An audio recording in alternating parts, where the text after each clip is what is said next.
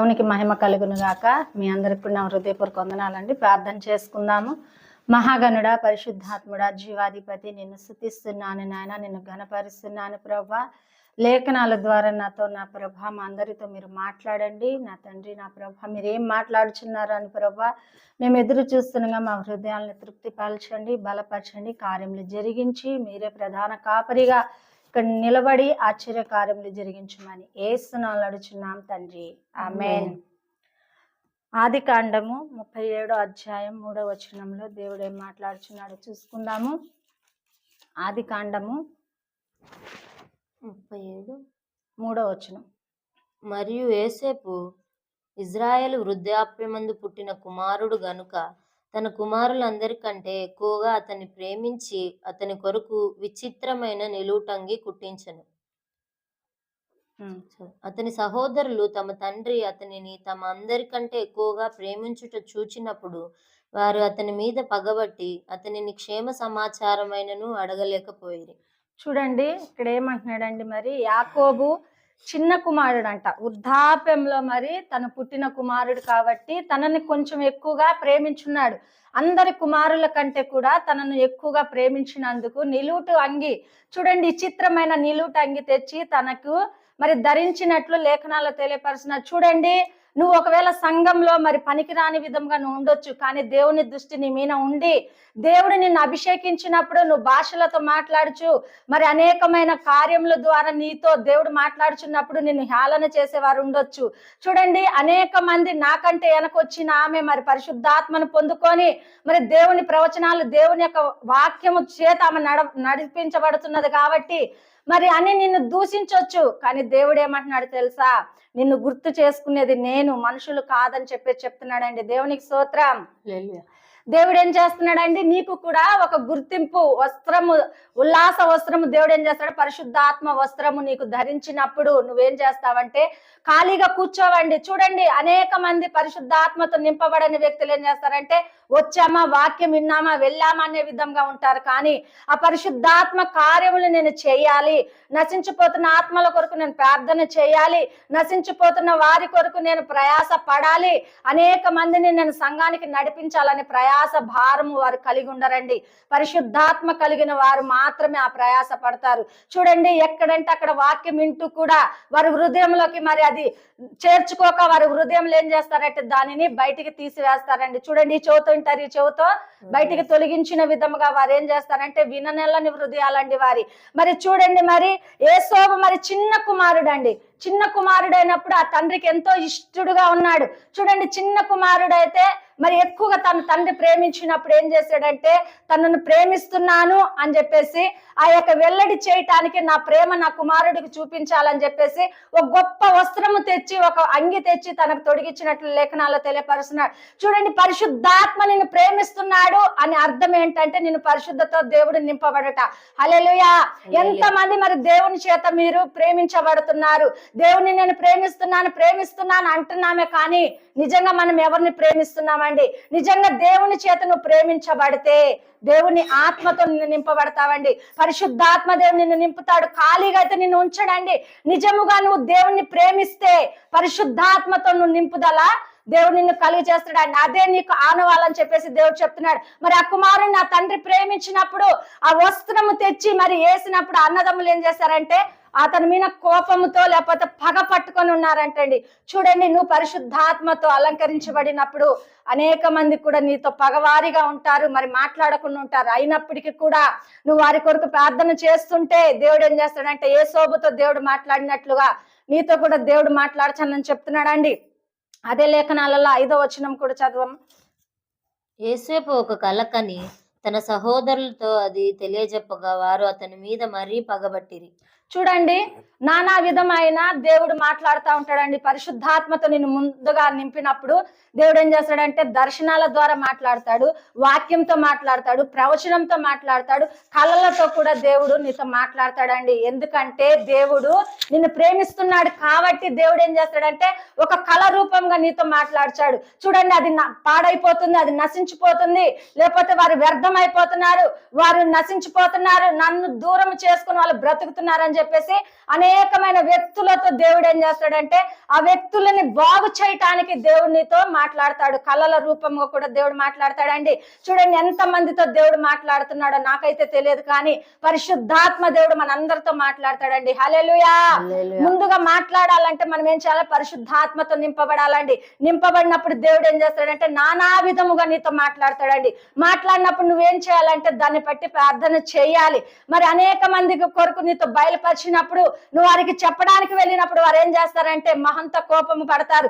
మనకంటే వెనక వచ్చింది, మనకంటే వెనక బాప్తిసం తీసుకుంది, నాలాగా మరి చర్చిలో ఉంటుందా, నాలాగా కానుకలు ఇస్తుందా, నాలాగా దశమ భాగం ఇస్తుందా, ఈ మన పరిశుద్ధాత్మ నింపాడంట, నా కొరకు దేవుడు కలర్ చూపించాడంట అని నీ మీద కోపం పెంచుకునే వారు కూడా ఉన్నారండి. మరి అన్నదమ్ములు కూడా ఏం చేస్తారంటే మరి చిన్న కుమారుడు యేసోబు పట్ల ఏం చేస్తారంటే ఇంకా ఎక్కువగా పగ పంచుకున్నట్లుగా లేఖనాలు తెలియపరుస్తున్నాయండి.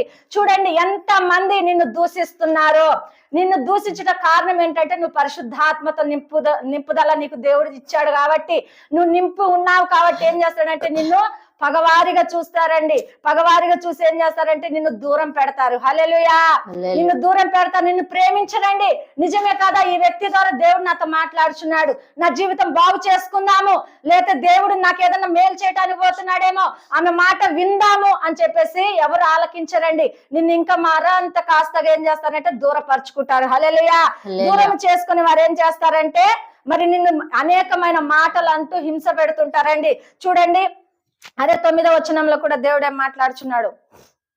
అతడు ఇంకొక కలకని తన సహోదరులకు తెలియజేసి, ఇదిగో నేను మరి ఒక కలకంటిని, అందులో సూర్యచంద్రులను 11 నక్షత్రములను నాకు సాష్టాంగ పడినని చెప్పాను. చూడండి ఇక్కడ కళ ఏమని దేవుడు చూపిస్తున్నాడంటే అన్నదమ్ముల యొక్క స్థితిని దేవుడు ఏ విధంగా మరి తెలియపరుస్తున్నాడు అన్నది లేఖనాల్లో తెలియపరుస్తున్నాడు అండి. దేవుడు ఏ విధంగా వారి భవిష్యత్తులో దేవుడు కార్యం చేయబోతున్నాడు. ఎందుకంటే ఈయన దేవుని చేత ఎన్నుకొని ఉన్నాడు, దేవుడు అభిషేకించున్నాడు, దేవుడు అతన్ని బలపరుస్తున్నాడు. కాబట్టి తన కళల రూపంగా దేవుడు మాట్లాడుతున్నప్పుడు అన్నదమ్ములకి చెప్తున్నాడు.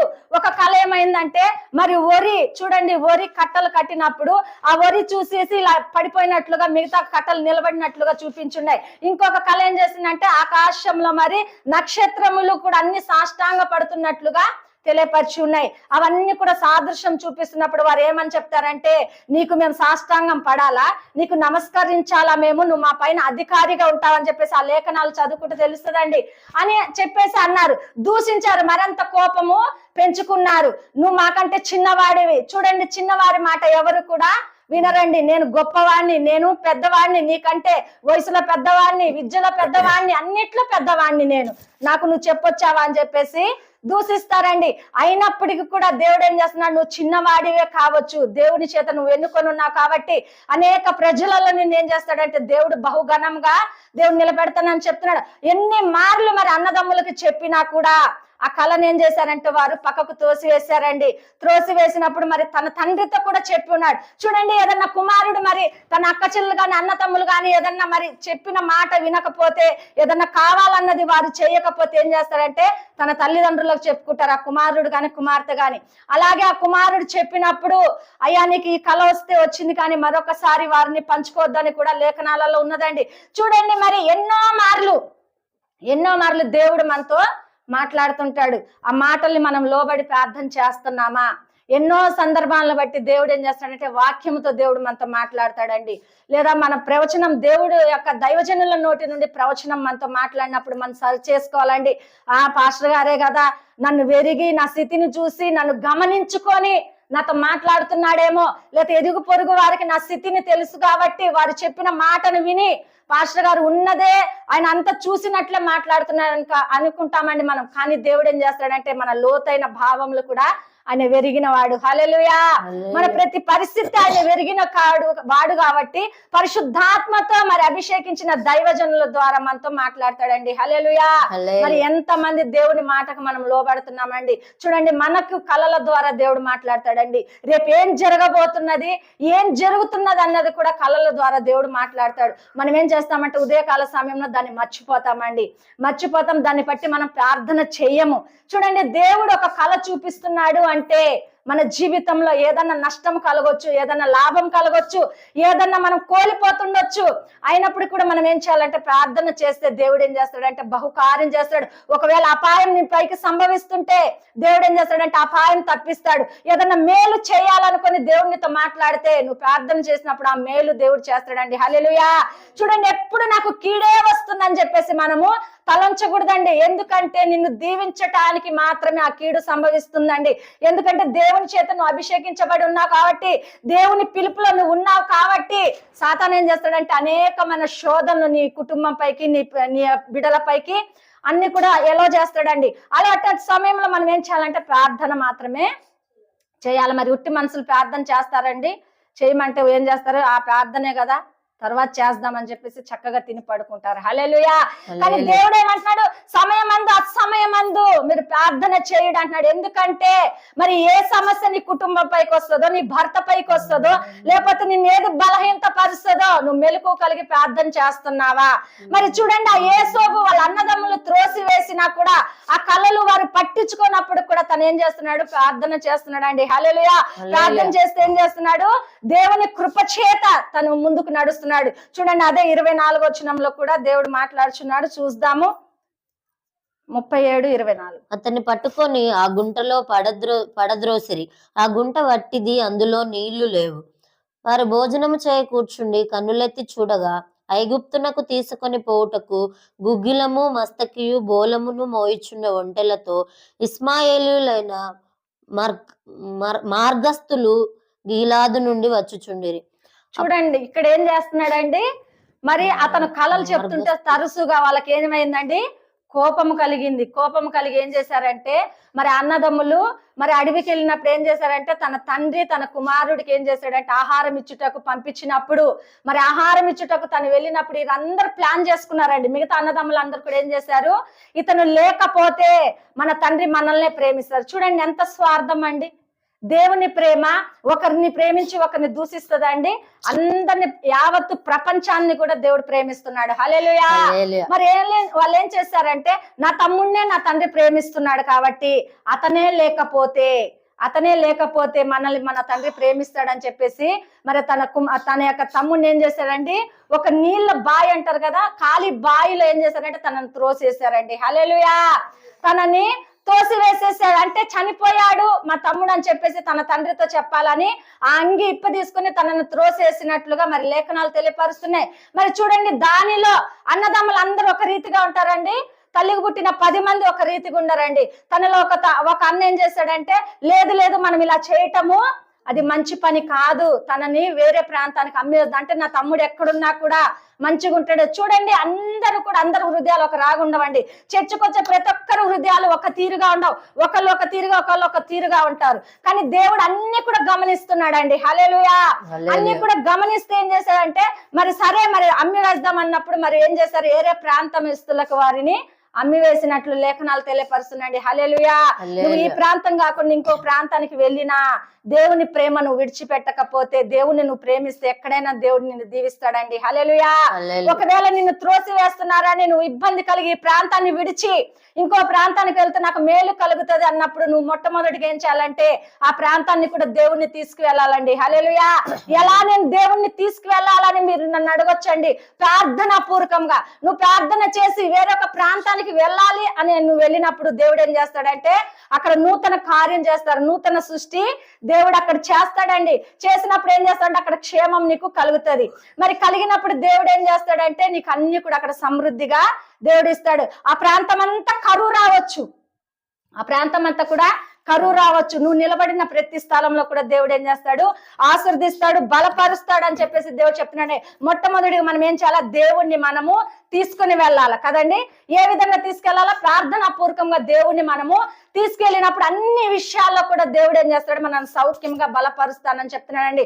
ఒకవేళ ఉద్యోగంలో నువ్వు వెళ్ళినప్పుడు దేవుడు ఏం చేయాలి?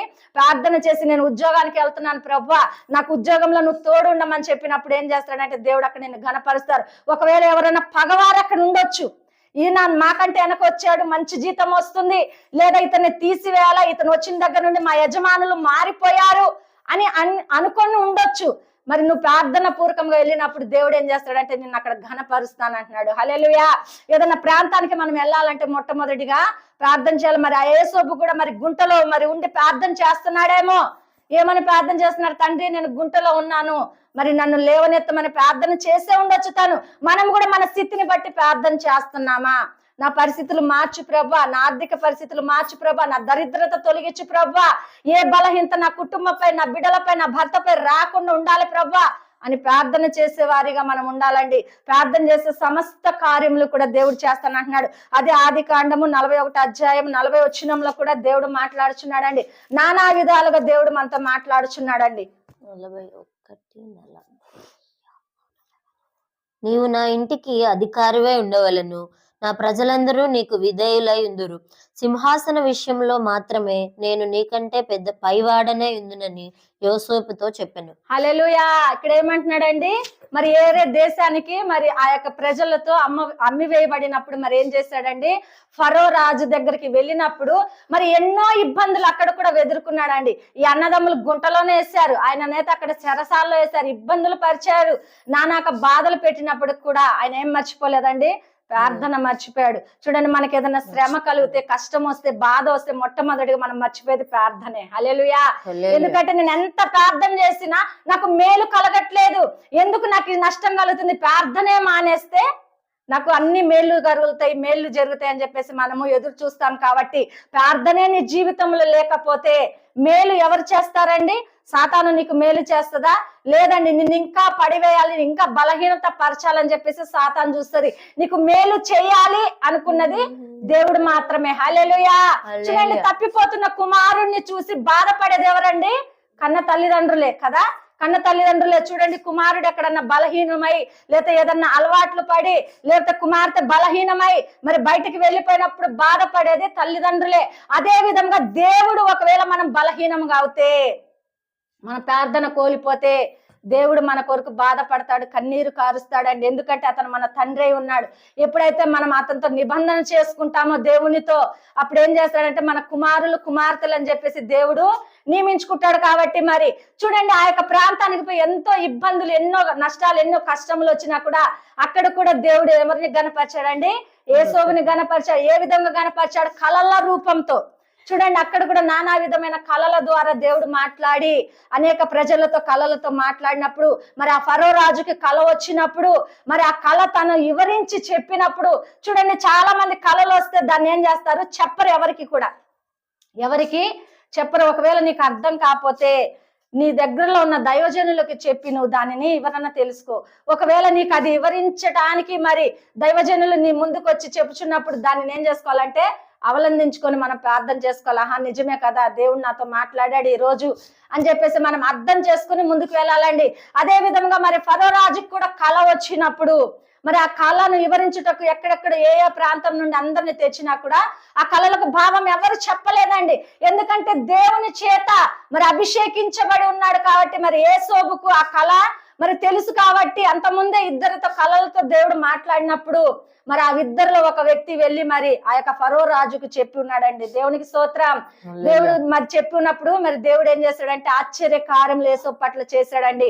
మరి ఆ యొక్క కళలకు భావము చెప్పుటకు మరి యేసోబును పిలిపించినప్పుడు మరి ఆ నష్టము, ఆ కష్టము ఆ యొక్క దేశం మీదకి వస్తుందండి. చూడండి, మరి అనేక ప్రాంతాలలో కరువు వస్తుందంటే మనం ఇక్కడ ఏం చేస్తాం? చక్కగా 3 పూట్ల తిని పడుకుంటాం. హల్లెలూయా. ఎందుకంటే నా దగ్గర కరువు రాలేదు కదా, నా ప్రాంతంలో కరువు రాలేదు కదా, నా కుటుంబంలో కరువు రాలేదు కదా, నేను మంచిగా ఉన్నాను కదా, నా బిడ్డలు, నా భర్త, నేను, నా ఇరుగు పొరుగు వారు కూడా మంచిగా ఉన్నారు, నా బంధువులు కూడా మంచిగా ఉన్నారు కదా, కరువు అంటే రాలేదు కదా అని చెప్పేసి మనం ఏం చేస్తాం అంటే ధైర్యంగా గుండెల మీద చేసుకొని పడుకుంటామని. అదే మన ప్రాంతంలో కరువు వస్తే ఎక్కడికి పరిగెత్తుతామండి? మనం ఎక్కడికి పరిగెత్తాం? ఇచ్చేవారి దగ్గరికి పరిగెత్తుతాం కదా.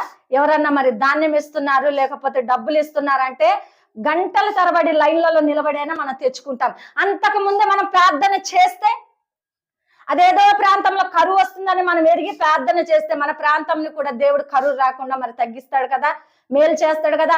హల్లెలూయా. మరి ఆ యొక్క ప్రాంతం మీదకి కరువు వస్తుందని తెలిసి మరి యేసోబు ద్వారా మరి ఆ ఫరో రాజు తెలుసుకొని విస్తారంగా పంట పండించాడంటండి. హల్లెలూయా. విస్తారంగా పంట పండించి అనేకమైన కొట్లు కట్టించి దాంట్లో వరి ధాన్యమును కూడా వేసాడంటండి. హల్లెలూయా. మరి ఆ ప్రాంతం కరువు వచ్చిందండి. చూడండి, దైవజనులు నీ మధ్య ఉంటే, ఒకవేళ సాతాను నీ కుటుంబానికి కరువు తెస్తున్నప్పుడు దైవజనులను పిలిచి నీ కుటుంబంలో ప్రార్థన చేపించుకుంటే ఆ కరువు, ఆ యొక్క కీడు తొలగిపోతుందండి. హల్లెలూయా.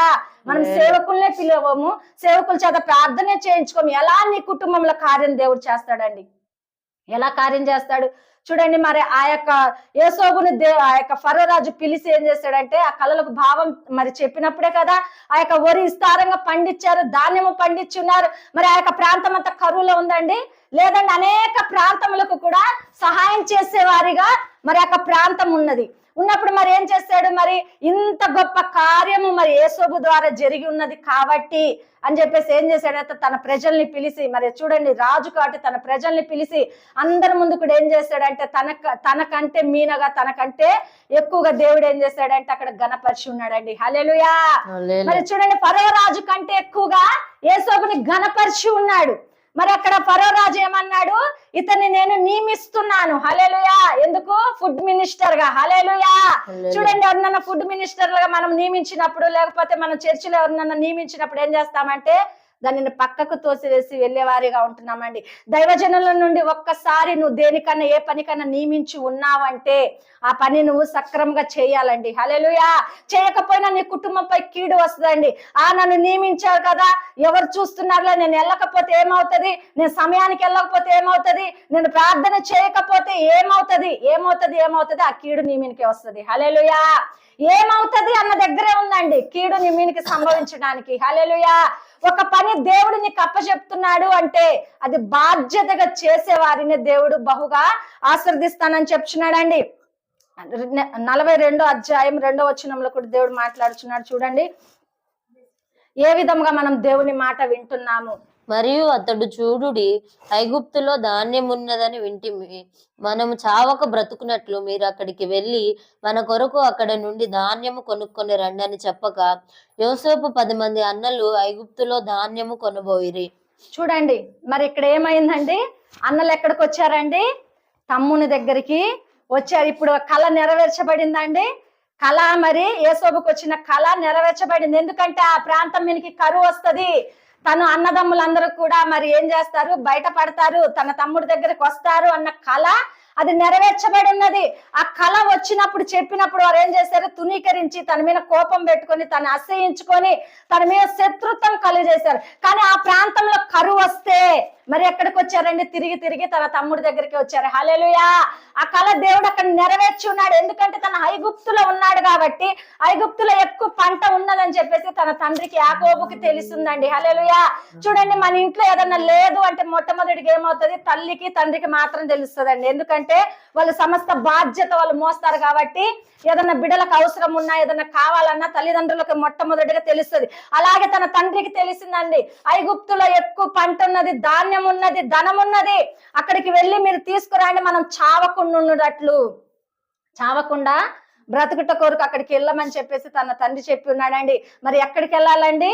తన యొక్క కళ వచ్చింది కాబట్టి ఆ కళ రూపంగా తన తమ్ముడి దగ్గరికి మళ్ళీ వెళ్ళాలి. వెళ్ళి ఏం చేయాలా? తన అధికారి, చూడండి తన అధికారి మంచి పోస్ట్ లో ఉన్నాడు కాబట్టి మరి కొనుగోలుకు వచ్చిన వారు ఏం చేయాలంటే సాష్టాంగ నమస్కరించాలి. హల్లెలూయా కదండి. మరి ఆ కళ నెరవేర్చబడిందా? కొన్ని పనులు నిలబడి ఉన్నాయి, కొన్ని పనులు పడిపోయి ఉన్నాయి. అంటే తన అన్నదమ్ములు ఏం చేయాలా? సాష్టాంగ నమస్కరించాలని చెప్పేసి లేఖనాల్లో ఉన్నట్లుగా తిరిగి ఎక్కడికి వచ్చారు? తన తమ్ముడి దగ్గరకు వచ్చాడండి. హల్లెలూయా. ఒకవేళ నీ కుటుంబంలో నువ్వు చిన్నదాని కావచ్చు, ఒకవేళ నీ కుటుంబంలో నువ్వు పనికిరాని దాని కావచ్చు, దేవుడు నిన్ను వెన్నుకుంటే, నిన్ను ఎవరైతే వెలివేశారో, ఎవరైతే త్రోసివేశారో, ఎవరైతే ఈ పిల్ల మంచిది కాదని చెప్పి ఉన్నారో, తిరిగి ఎక్కడికి రావాలి? నీ వద్దకే రావాలండి. హల్లెలూయా. నీ వద్దకే రావాలి. నిన్ను ఎవరైతే పాడు చేయాలనుకుంటారో వారందరూ కూడా నీ వద్దకు వచ్చి, అమ్మ నువ్వు గొప్పదానివి, నువ్వు కలిగి ఉన్న దేవుడు గొప్పవాడానికి వాళ్ళందరూ కూడా సాక్ష్యం ఇస్తారు. హల్లెలూయా. తన అన్నదమ్ములు ఎవరి దగ్గరకు వచ్చారండి? యోసేపు దగ్గరికి వచ్చి ఉన్నారు. వచ్చి ఏం చేశారు? 7వ వచనంలో చూద్దాము. యోసేపు తన సహోదరులను చూచి వారిని గుర్తుపట్టి వారికి అన్యుని వల్లే కనబడి వారితో కఠినముగా మాటలాడి, మీరెక్కడి నుండి వచ్చితిరని అడిగెను. అందుకు వారు, ఆహారము కొనుటకు కానాను దేశం నుండి వచ్చితిమనిరి. చూడండి ఇక్కడ ఏమంటున్నాడండి, అన్నదమ్ములను ఎవరైనా మర్చిపోతారండి? మర్చిపోయి మరి ముఖం చాటేసేవారు చాలా మంది ఉంటారు. చూడండి, మనకు స్త్రీ కలిసి వస్తే లేకపోతే మనకు ఏదన్నా ఆస్తి కలిసి వస్తే ఏం చేస్తాం? మొట్టమొదటిగా మనము మన రక్త సంబంధికుల్ని మర్చిపోతామండి. హల్లెలూయా. ఎందుకంటే మిరిమాల స్త్రీ ఏం చేస్తదండి? అందరిని మర్చిపోయే విధంగా చేస్తది. చూడండి, నీకు ఒకవేళ కలిగి ఉన్న స్థితిలో నువ్వు ఉంటే నీ బంధువుల్ని, రక్త సంబంధికులకి నీ ముఖం చాటి వేయొద్దని లేఖనాల్లో తెలియపరిచినట్లుగా, ఒకవేళ నువ్వు ఏదన్నా మరి దేవుని పూర్వకంగా కానీ నీ సొంత పూర్వకంగా కానీ నువ్వు ఏదన్నా మరి ఆస్తులు సంపాదించుకుంటే నువ్వు ఎవరిని కూడా విసర్జించొద్దండి. చూడండి, తన అన్నదమ్ముల్ని గుర్తించాడు. తన అన్నదమ్ముల్ని గుర్తించి అయినప్పుడు ఏం చేశాడంటే తన యొక్క గొప్ప పొజిషన్ లో ఉన్నాడు కాబట్టి మరి వచ్చిన వారందరికీ పొలవమని ఇవ్వలేరు కదండి. వారి సమాచారం తెలుసుకోవాలి, ఏ ప్రాంతం నుండి వచ్చారు. ఎందుకంటే తన మీద రాజు మరి ఏం చేశాడంటే గొప్ప యొక్క భారం పెట్టున్నప్పుడు ఏం చేయాలంటే ఆ భారపూర్వకంగా ఏం చేయాలంటే న్యాయం చేయాలి. కాబట్టి కొంచెం కఠినంగా అన్నదమ్ములతో మాట్లాడినట్లు లేఖనాల్లో తెలియపరుస్తున్నాయండి. కఠినంగా మాట్లాడి ఏ ప్రాంతం నుండి వచ్చారు, ఎక్కడి నుండి వచ్చారు అన్నప్పుడు నేను ఫలానా ప్రాంతం నుండి వచ్చాను, మాకు ధాన్యం లేదు, ధాన్యం తీసుకోవడానికి వచ్చామని చెప్పేసి అక్కడ వారు ఏం చేశారు? ప్రత్యుత్తరం ఇచ్చారు. చూడండి, మన సంఘానికి ఎవరైనా నూతనమైన వారు వస్తే మనం కూడా ఏం చేస్తామంటే గబక్కని ఎక్కడి నుండి వచ్చావక్క, ఎక్కడుంటున్నావక్క, ఏ ప్రాంతంలో ఉంటున్నావక్క, నీకు పెళ్ళైందక్క, పిల్లలు ఎంతమంది, ఇలా అడుగుతాం కదండి. అదే విధంగా తను ఏం చేస్తాడంటే మరి ఆయన కూడా అడిగి ఉన్నాడండి. హల్లెలూయా. అడిగి సమాచారం తెలుసుకున్నాడు. గుర్తు పట్టినప్పటికీ కూడా తను ఏం చేశాడంటే సమాచారము తెలుసుకొని ఏం చేశాడంటే మీకు ఏం కావాలి అని చెప్పేసి అడిగినప్పుడు వారు ఏం చేశారండి? ధాన్యం అడిగారు. ధాన్యం అడిగిన వెంటనే ఇచ్చారండి? ఇవ్వలేదండి. ధాన్యం అడిగిన వెంటనే వాళ్ళకి ఇవ్వలేదు. ఎందుకంటే తన తండ్రి మీద ఉన్న ప్రేమ. హల్లెలూయా. అన్నదమ్ముల్ని చూశాడు, మరి తన తండ్రిని తను చూడలేదు కాబట్టి తన తండ్రిని చూడాలని ఒక ఆశతో ఏం చేశాడంటే వారికి ధాన్యం ఇయ్యక ఏం చేశాడంటే దేవుడి చేత అతన్ని అభిషేకించబడి ఉన్నాడు కానీ కొంచెం కఠినంగా మాట్లాడాడు. చూడండి, మనం ఎవరైనా మందిరానికి రాకపోతే మరి దైవజనులు ఒక్కొక్కసారి వాక్యంతో మాట్లాడుచుంటే మనం ఏం చేయాలి? వెంటనే లోబడాలా.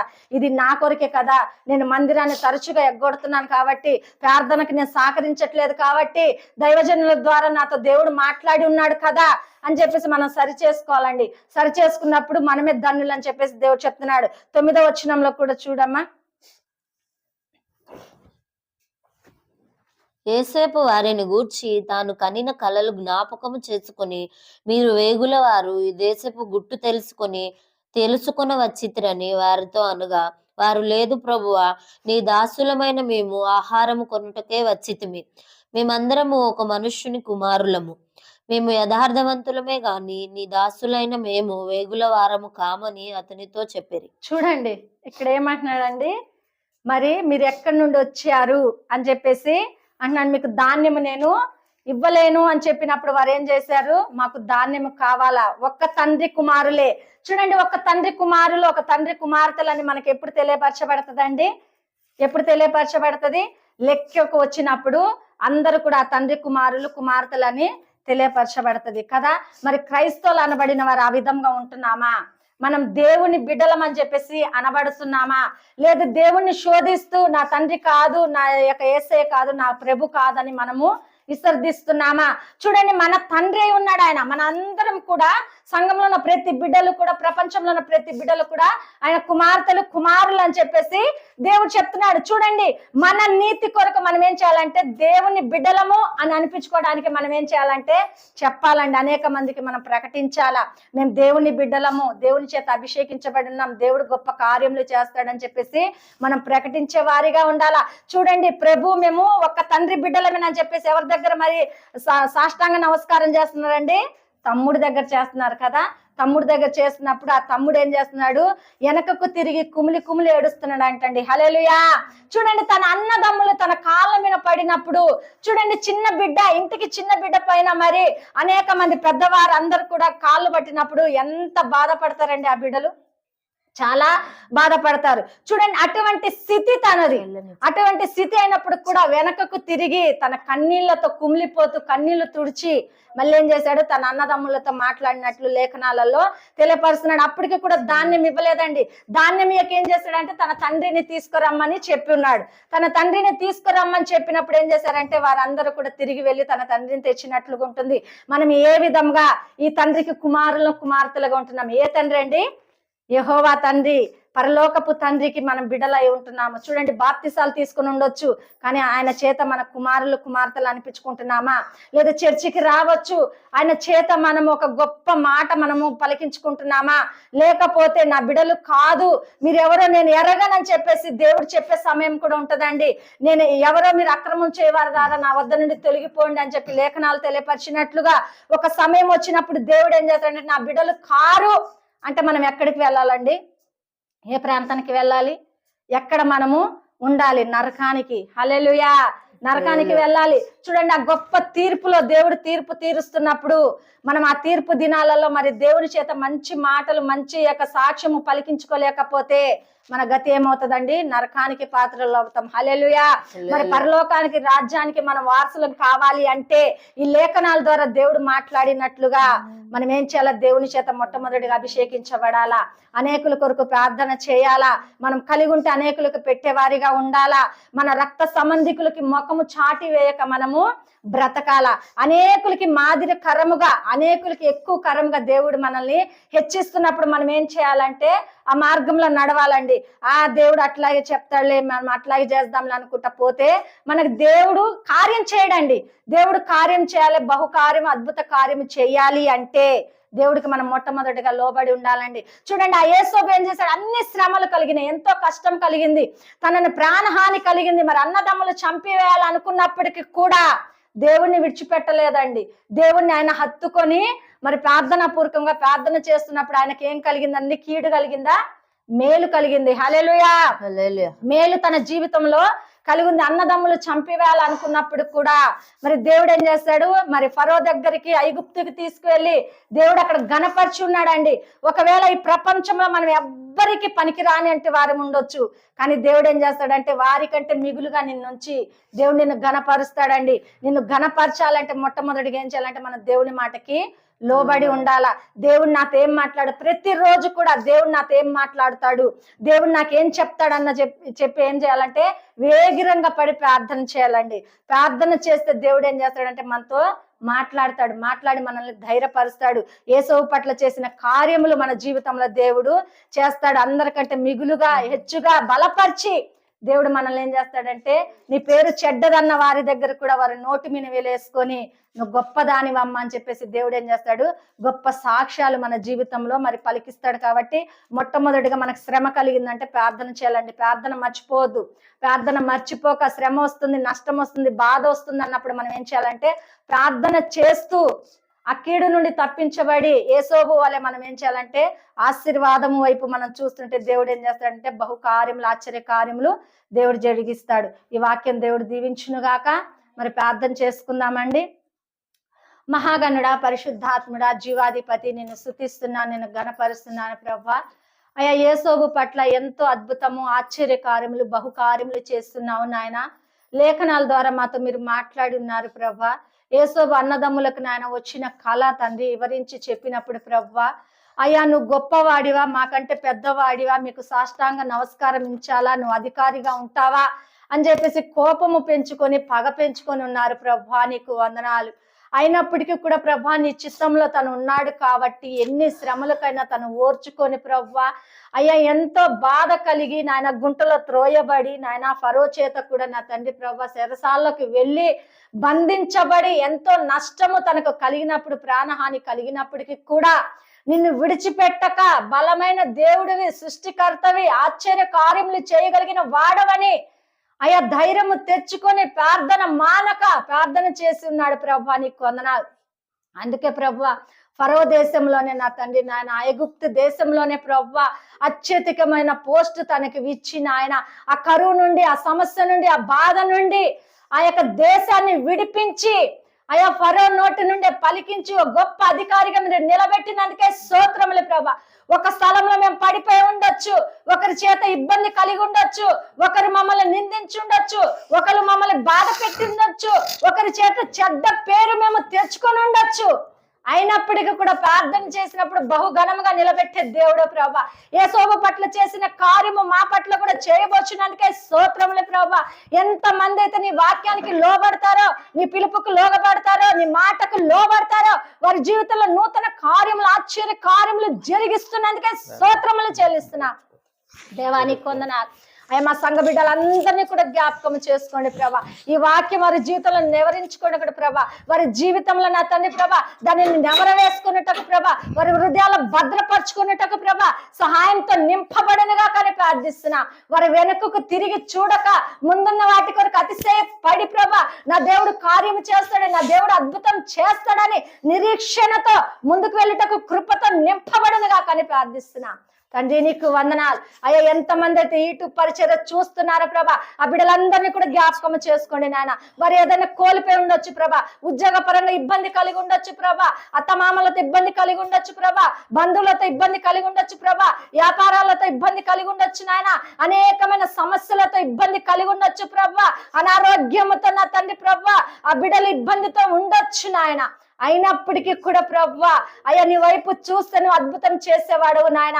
ఆ యేసోబుని నా తండ్రి ప్రభువా అయ్యా విడిచిపెట్టినప్పటికీ దూషించినప్పటికీ కూడా ప్రభా వారి వైపు చూడక నాయన నీ ముఖ దర్శనము చూస్తూ ప్రభా అయ్యా నీ తండ్రి నీ చిత్తంలో నెరవేర్చబడాలని ప్రభా ముందుకు వెళ్ళినప్పుడు అద్భుతం చేసినట్లుగా నాయన అనేక మంది కూడా ప్రభువా అదే విధంగా నడుచుటకు సహాయం దయచేయండి. నీ కృపచేత బలపరచండి. ఎడమకైనా కుడికైనా తొట్టిల్లక ఈ వాక్యము చేత పట్టుకొని నీ పరిశుద్ధాత్మతో అలంకరించబడి నీ కృపచేతను బలపరచబడి అన్ని విషయంలో కూడా వారిని సౌఖ్యంగా బలపరిచి కార్యములు జరిగించండి ప్రభా. ఏ బిడ్డ అయితే నేను నష్ట జాతకురాలు అంటున్నదో ప్రభా, ఏ బిడ్డ అయితే నాకు వివాహం జరగదంటున్నదో ప్రభా, ఏ బిడ్డ అయితే నేను పనికి రాని దానిని అంటున్నారో ప్రభా, ఏ బిడ్డలు అయితే నేను పనికి వాడని అంటున్నారో ప్రభా, దేనిలో కూడా నేను సాధించలేకపోతున్నానని ఏ బిడ్డలైతే బాధపడుతున్నారో ప్రభా వారి జీవితంలో నూతన కార్యములు జరుగును గాక ప్రభా. అయ్యా నిన్ను ఎదురు పట్టుకొని నడిచే ప్రతి బిడ్డ కూడా వర్ధిల్లును గాక అని ప్రార్థిస్తున్నాం తండ్రి. నీ కొందనాలు అయ్యా నా తండ్రి ప్రభా. అనారోగ్యంతో నా తండ్రి అయ్యా అనేక మంది బిడ్డలు ప్రభా అయ్యా ఇదిగో నా తండ్రి రిపోర్ట్ల కొరకు చూస్తున్న ప్రతి బిడ్డలలో కూడా ప్రభా నార్మల్ రిపోర్ట్లు వచ్చును గాక ప్రభా. యేసు నామంలో స్వస్థ పరచబడును గాక ప్రభా. యేసు నామంలో డాక్టర్ల కంటే పరమ డాక్టర్ కాబట్టి ప్రభా ఆశ్చర్య కార్యముల జీవితంలో జరుగును గాక అని ప్రార్థిస్తున్నా.